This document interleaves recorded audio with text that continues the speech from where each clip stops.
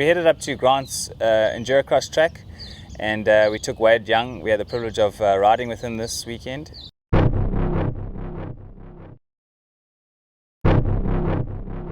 Hey, I'm Wade Young, I'm 19 years old and I'm a hard enduro rider.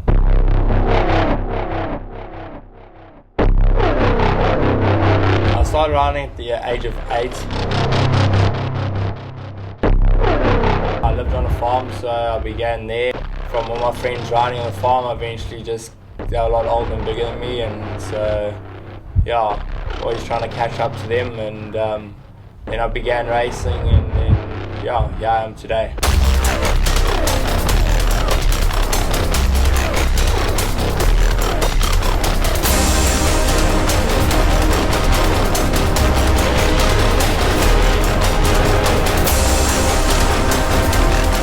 I think my career kicked off in 2012 at the Roof Africa when I won there. From then I have been racing overseas, and last year I did Romaniacs and finished third on the podium, which I was very chuffed at, and probably one of the highlights, also along with Roof.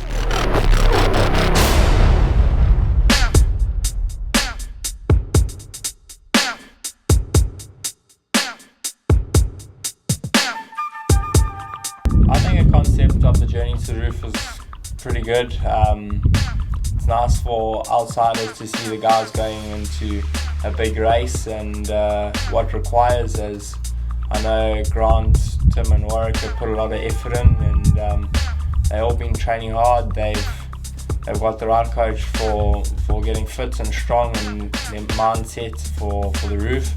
And yeah, we've also been doing a little bit of riding, and even as in this period, they've really come quite a long way, and I'm sure by the time to the roof, I think they can definitely conquer it.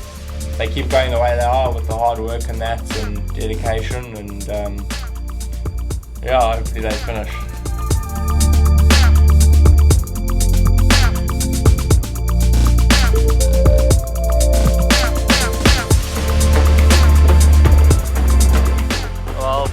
Riverbed like this, just to keep smooth, think about everything you take, think twice on your line to try and not minimize the mistakes and end up using more energy. So I'll pull back now, just trying out different lines up the rocky face here, and just take your time. If you see, I just take my time, set my bike up, think it through, and then go through it step by step.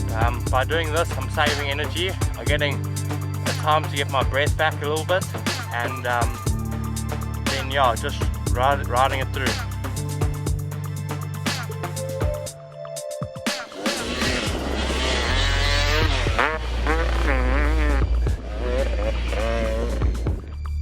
Yeah, I think what the big picture is and the big prize at the end when you get to the finish line.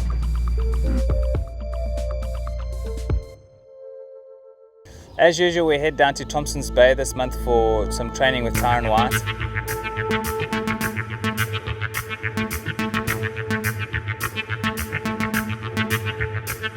At the beginning of the training, we've kind of warm up with a run along the beach.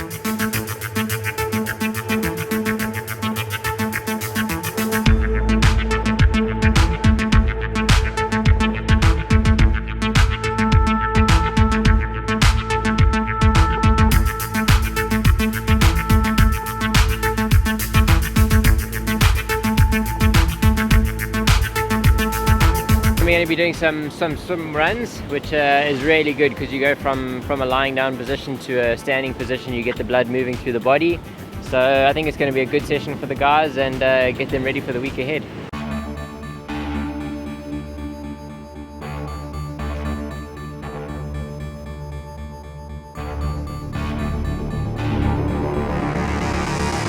With Tyron, he can read our bodies quite well, so he knows when to put on the pressure or decrease the pressure. So obviously the reasons for the swimming and the running is that when you're swimming, you obviously your blood's flowing horizontally, and then straight into a run where your blood's flowing vertically. It's a bit of everything. Your heart rate's going up and down, and less oxygen, which obviously helps in the suit too. So we're in Blito. We've just been for a beach run. We went for a nice swim, and we're off on our bicycles to go for a little bit of a cycle. Yeah, so afterwards we went to Russell's track. We did a bit of cycling, and yeah, it's in the bush. It's close to where we train, and yeah, nice single technical hard little loop.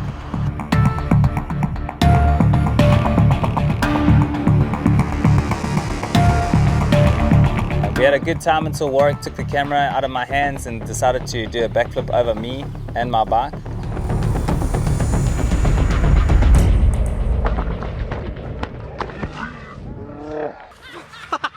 Yes, this is good.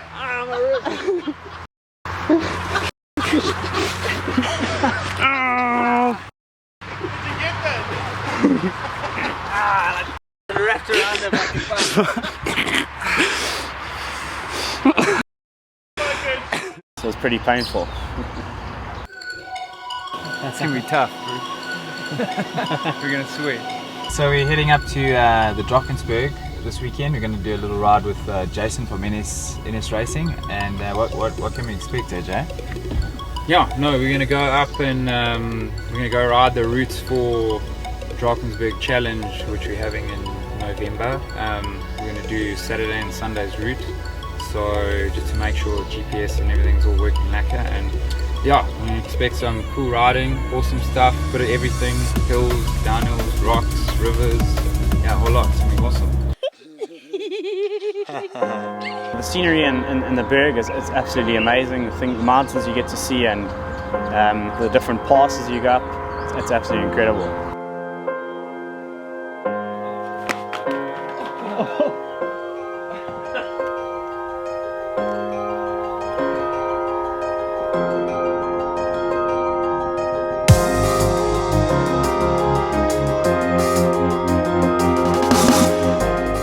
Going to the berg this weekend, training is more because it's quite close to Lesotho, so the passes and the terrain is quite similar, and there's also altitude there. So I mean, the highest, one of the highest hill climbs we got to was 2,000 feet above sea level. It's very rocky and large step ups and very narrow sections. We did a nice ride on Saturday. It was about 115 k's.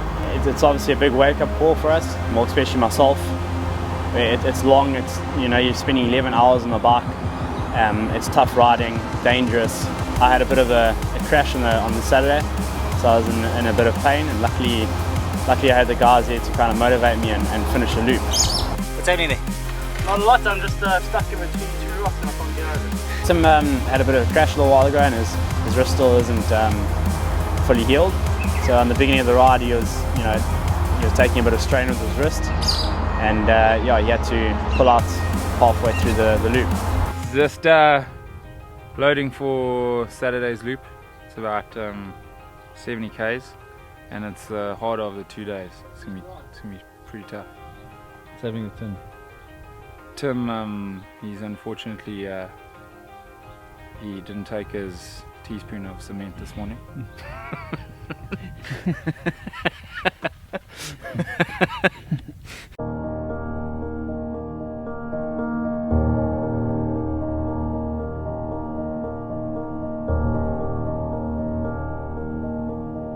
So the big ride was it was challenging. It obviously made me realise that the roof isn't going to be easy. Obviously with no help.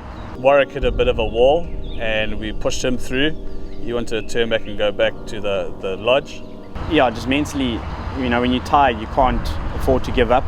You got to carry on. Luckily, I did have the guys there, not helping me, but mentally just pushing me through it. And yeah, it's going to be a challenge.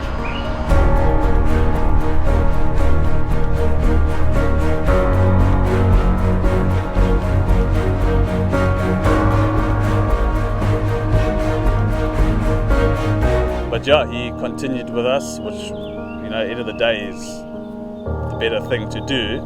Otherwise you would have got back and had a bit of a mental block because you didn't carry on.